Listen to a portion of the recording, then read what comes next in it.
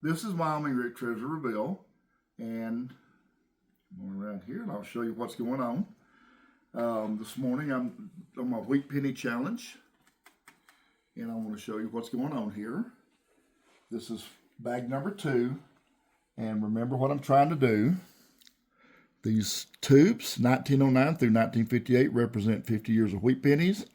I'm going to try to fill them between December 9th of this year and somewhere around this time next year, December 25th of next year, around Christmas. I hope to fill them all. The 43s, obviously, I can't fill because they're steel, so they have to come from another source. But I do have some sources here. I have 1,000 wheat penny bag burlap sack, and in every video when I'm doing this this challenge, I take out 25. Because some of these bags don't have a lot of wheat pennies. This was off my finds on the first round. The first bag find was only 9 wheat pennies. My burlap bag had 25, so 34 total. And I'm going to keep numbers on that to see how much I get done through 50 bags. And some of these dates I may not be able to fill all the way, like the 1909s, 10s, and 11s, 12s. It's in the teens. They may be tougher. But I'm going to do everything I can. I got my scissors here. I'm going to go ahead and cut this bag open. And you see the wheat penny challenge, and the completion date is to be determined. I'm going to cut this fresh bag open that I got from my bank yesterday, and I'm excited to see what we can find.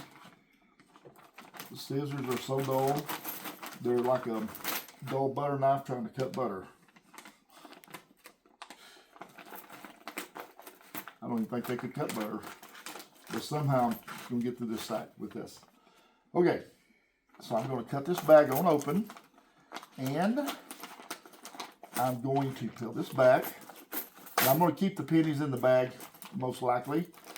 I haven't seen any wheat enders, but just looking at the bag, so I'm going to cut this straight across and cut this off. And if you notice, I've got some more wheat tubes here because the 40s and 50s are going to fill up quickly, or quicker. Probably not this time, but I got my markers to mark them.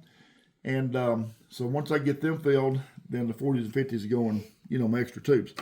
So, okay, so let the hunt begin, and I'll come back in and share with you what I have found, if I have found anything. I hope it's not an empty bag soon.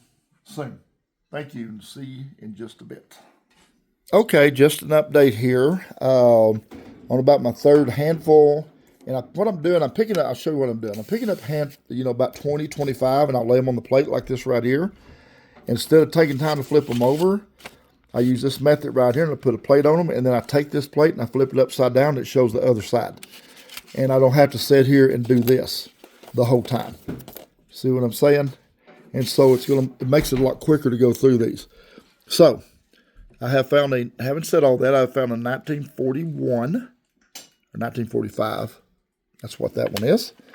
And then a 1954D. So I found 2 in like my third handful. My handfuls are, somewhere from 20 to 30, roughly. So that's more accurate number.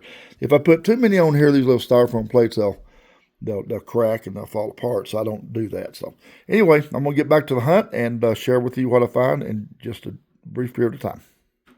Okay, this is Wyoming Rick. I wanted to show you something. Before, I was doing the pennies in the plate and laying it on top, but I noticed they'd slip a little bit when I flip it over. So what I'm doing now, I get a little handful, and I'll take them like this right here, and I'll flip them over like this right here. Instead of sitting here, turn all the heads over, I can put this on this and then flip it over, and boom, there's the backside. I've done 20 to 25 or 30 pennies at one time. One more time. I probably got about 20 pennies there. You'll learn about really quickly. You'll have the right feel for this. You might find something bigger than what I'm using here and do 50 at a time. I'm working on that. But right now, this works perfectly, and they don't slip when I turn them over by putting them on the bottom side of the plate first. And look, there you go, boom.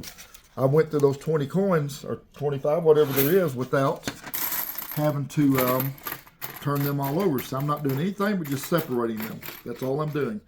And what this does, I've learned this gets you through this bag way quicker. way quicker. And it's a whole lot better than sitting there just flipping them and wearing your fingers out constantly.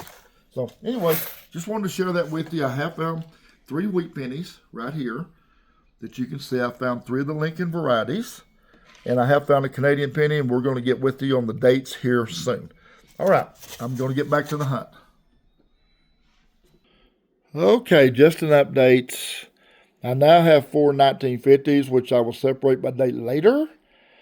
2 1942s. I have 5 of the Lincoln varieties. And I have 2 Canadian coins. And so this is what I've got left. And I've been searching probably about 30 minutes or so. And yeah, just using this method that I showed you earlier, you go through them way quicker. So I'll get back with you when I find some more finds to keep. Okay, just a quick update. As of right now, I have found 6 1940s. Let me pull one off the top so you can see this is my 1940s pile. And I found 5 1950s so far. Nothing any older than 1940. And then I've got like 6 of these Lincoln 2009 varieties and about 7 Canadian pennies. So this is what I got left. I'm probably well over 2/3, if not 3/4 of this bag done. This is my pile where I put them in. I take them back to a bank to dump.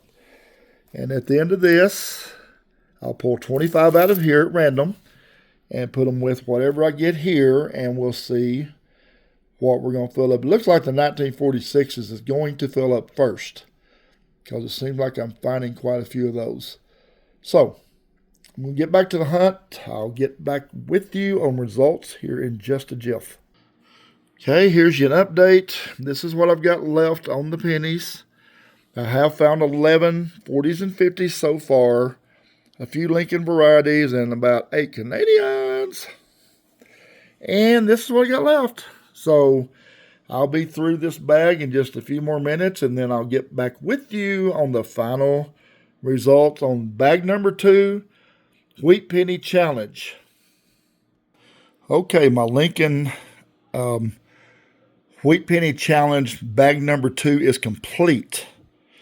I'm going to give you the results on what I found in the bag, and then I'm going to get 25 out of my little burlap sack to put up here to go with these. This is why I've got those, because I buy those from my coin dealer, and he has, he don't just have 40s and 50s in there, he'll have other dates, so that helps. I pay like 7 cents a piece for them, and they're just random dates, but I may see if he's got like better date bags and buy those so I can get some of the earlier ones instead of just depending on bank bags. But there's my 40s and my 50s. There's 6 apiece on those. So there's 12. So this bag had 3 more wheat pennies than the first bag, which is not a lot. There's my Canadians, about 8 or 9 of those. And there's my Lincoln varieties, about 9 of those. Now I'm going to reach in my little trusty burlap bag, and I'm going to pull out 25 at random. Okay, there's 1, 2, 3, 4, 5, 6, 7, 8, 9, 10, 11, 12, 13, 14, 15, 16, 17, 18, 19, 20. And I'm just going to grab 21, 22, 23, 24, 25. And I'm going to look at the dates on these with you, and then I'm going to get these all situated and see what I have found for the tubes. Okay, here's a 55. 55, come on. There's a 53, and I'll separate them by dates, as that's what I'm doing in these little coin tubes. And a 1952, so 350 so far. Doggone it. This is a clean 1950. That's 4. 1945, there's 5. 1946, like I said, I think the 46 is going to fill up quicker because I do seem to be finding a lot of those. Another 1946. Yep, it is. That's Wheat Penny number 7, I believe. A 1934, so there goes one for the 30s. 1947.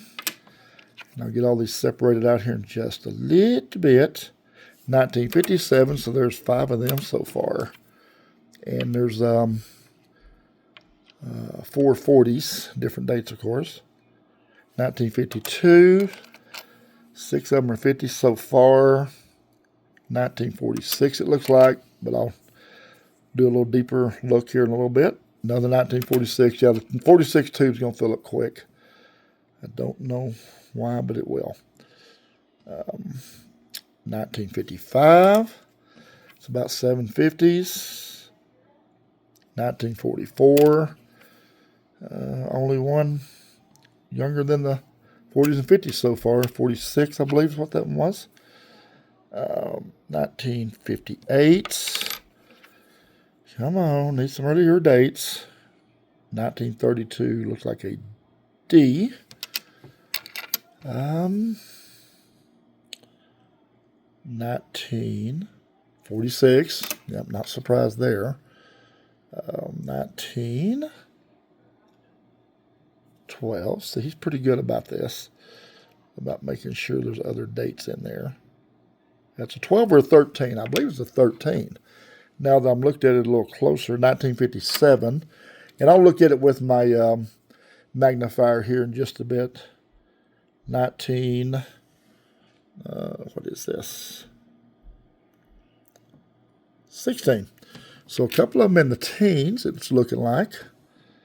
So far, 1946, no surprise there. A couple of more here. 1954. And a 1946, surprise, surprise.